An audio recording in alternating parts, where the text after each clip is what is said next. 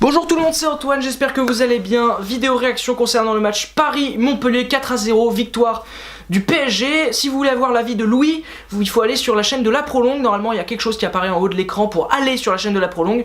Donc ce serait super aussi de voir sa vidéo. Mais parlons de ce match entre Paris et Montpellier. Globalement, je vais commencer cette vidéo en vous disant d'abord de quoi je ne vais pas parler dans cette vidéo. D'abord, je ne vais pas parler de Montpellier, alors je sais pas que je les aime pas, mais c'est qu'ils sont arrivés sans attention. Quand t'arrives sans tes deux meilleurs joueurs, à savoir Roussillon et Aguilar, bon, ça montre un peu tes attentions, quoi. T'étais là pour limiter la casse. En plus, c'est raté, puisque t'en as pris 4. Donc j'ai pas envie de parler de Montpellier, comme j'ai pas envie de parler de la défense de Paris. Parce que forcément, quand t'as personne en face, ou des gens qui font très peu de trucs, mais vraiment très peu, genre des frappes à 25 mètres, ça sert à rien de parler d'eux, même si quand même il y a une performance artistique ce soir, c'est que Kurzawa a réussi à être mauvais. Malgré le manque d'adversaires en fait face à lui. Il a raté des passes, il a raté des contrôles, et puis s'est fait prendre dans le dos 5 à 6 fois. Meunier par exemple, s'est fait prendre qu'une seule fois dans le dos, en toute fin de match. Donc on peut comprendre, le mec avait beaucoup couru et tout. Kurzawa non, Kurzawa dès le début il était pas bien, il a fait un tacle. C'est bien Kurz, bravo. Mais donc je vais parler de 3 choses aujourd'hui clairement.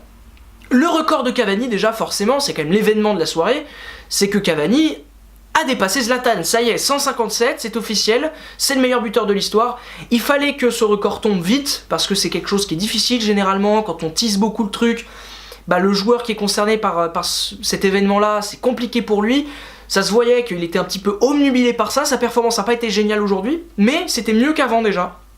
Donc on sent que ça l'a quand même libéré ce record, même s'il a fait un loupé en fin de match assez fou. Malgré tout, son match est plutôt positif et donc c'est bien, son record est tombé. Il va pouvoir jouer complètement relâché. La deuxième chose qu'il faut retenir, c'est l'entente entre Neymar et Cavani. Il y a beaucoup de choses à retenir en fait entre ces deux joueurs. Alors sur le terrain, il y a quand même eu une passe décisive de Cavani pour Neymar, c'est très bien. Et puis même dans les regards, dans les attitudes, c'était vraiment bien. Il y a eu des sourires, il y a eu des regards un peu complices, et ça c'est important. Quand on critique souvent l'entente entre les deux, bah là, bien au contraire, on a vu une vraie entente, on a vu quelque chose. Et puis surtout, cette séquence du penalty, Neymar fait pas un bon match, il fait pas une bonne première mi-temps, et Cavani, il y a penalty pour le PSG, Cavani a le ballon dans la main et il le donne à Neymar. Voilà, le public a en plus très bien réagi, a applaudi, a félicité Neymar pour le but, bref.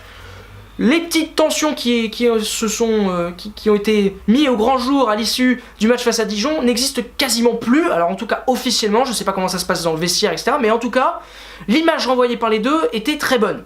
Ensuite, il faut parler quand même un peu de l'animation offensive. Parce que oui, il n'y a rien à retenir au niveau défensif. Par contre, l'attaque, il y a des trucs à dire. Déjà, le milieu de terrain, Rabiot et Draxler ont été bons par intermittence. C'est ils ont des intermittents du spectacle, quoi. C'est-à-dire que Rabiot, par exemple, pendant les 10 premières minutes, il fait rien. On le voit pas, on est perdu, on sait pas où il est. Et puis d'un coup, il apparaît, passe décisive pour Cavani. Draxler a eu quelques éclairs comme ça.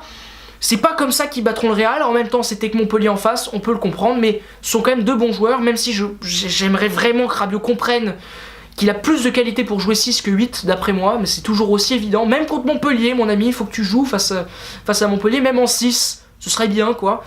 Draxler a été pas mal, même s'il a eu une petite gêne au niveau du dos. Je suis pas trop inquiet pour lui, je trouve vraiment qu'il a toujours autant sa place au PSG. Et j'ai pas parlé de Lo Celso, parce que Lo Celso, bien au contraire, lui, c'est pas un intermittent du spectacle, il a été bon toute la rencontre. Il m'a beaucoup plu, il a été très intéressant dans son jeu offensif en tout cas. Je juge pas la performance défensive, je vous rappelle, il y avait personne en face, donc compliqué de juger ça. Mais offensivement, c'est très intéressant, quoi. Il a vraiment un jeu qui me plaît beaucoup.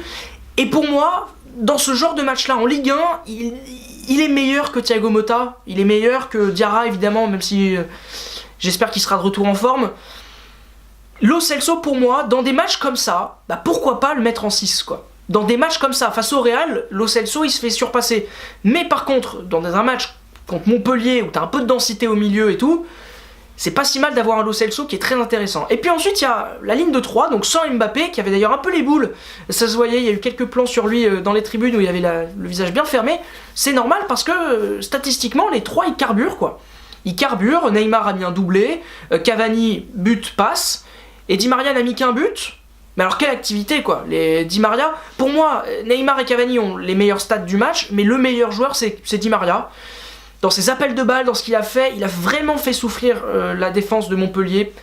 Il a vraiment été intéressant, il faut qu'il continue comme ça, quoi. Alors je suis toujours évidemment convaincu que Mbappé est titulaire au PSG indiscutable, mais quand même, ça fait toujours du bien d'avoir un Di Maria comme ça, en jambes, heureux surtout, il a l'air heureux, et ça c'est quand même vraiment important.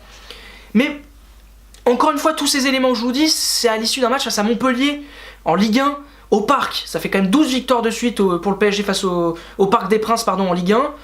Et même toute compétition confondue, d'ailleurs je sais pas pourquoi je précise en Ligue 1, mais ce match-là, dans le fond, il veut pas dire grand-chose. Mais il y a quand même des éléments à retenir, notamment la bonne entente, la bonne vie du groupe, et c'est quand même positif, quoi, voilà, vraiment. Même par exemple Kurzawa, je l'ai un peu taclé, parce que c'est Kurzawa, c'est quand même un maître dans ces performances-là, mais même Areola, par exemple, ce match-là, il veut rien dire pour lui, quoi, il a rien eu à faire, alors il a eu une frappe à 25 mètres, où il a mis les points, c'était pas très serein, mais même un match comme ça, pour lui, ça n'a pas beaucoup d'intérêt de parler de son match, quoi, c'est un match, quoi, je pourrais parler de la pelouse, ce serait tout aussi intéressant, quoi, donc c'était plutôt un match, bon match pour Paris. Montpellier est arrivé sans intention, évidemment. Je voulais quand même souligner un petit truc à la fin de cette vidéo, parce que c'est clairement la fin, c'est que j'ai trouvé l'attitude de Monsieur Schneider, l'arbitre de cette rencontre, excellente. Voilà, parce qu'il y a eu beaucoup de tampons, ça a été rugueux envers notamment Neymar, alors qu'il a un peu exagéré sur la fin, mais quand même, il fallait l'arbitrer, et il a arbitré avec le sourire. Et ça fait plaisir, quoi. L'un des grands problèmes de l'arbitrage en France, c'est que les mecs sont insupportables sur le terrain, la plupart. Ils sourient pas, ils jettent des regards malsains aux joueurs, enfin, violents, quoi. Ils ont pas l'air heureux d'arbitrer. Schneider, sur le carton jaune qu'il met à Cavani parce qu'il a enlevé son maillot, il regarde Cavani, il dit hey, mec, bravo pour ton but, quoi, mais voilà, je suis obligé, c'est la Hola, quoi. Et il sourit. C'est tellement cool d'avoir un arbitre comme ça, merci monsieur, ça fait du bien d'avoir un arbitre. Et je le souligne parce que c'est important de le souligner, on tape souvent sur les arbitres. C'est quand même bien aussi de dire quand ils font des choses bien, voilà. Donc merci beaucoup d'avoir regardé cette vidéo, si vous l'avez appréciée c'est très simple, vous abonnez à la chaîne, vous la likez et vous partagez cette petite vidéo, vous pouvez également commenter en dessous, voilà, la performance du PSG, vous pouvez aussi répondre aux questions du sondage que j'ai mis au-dessus de la vidéo, allez voir la vidéo de Louis encore une fois à la prolongue, et puis bah, bon week-end de Ligue 1 tout simplement, ciao.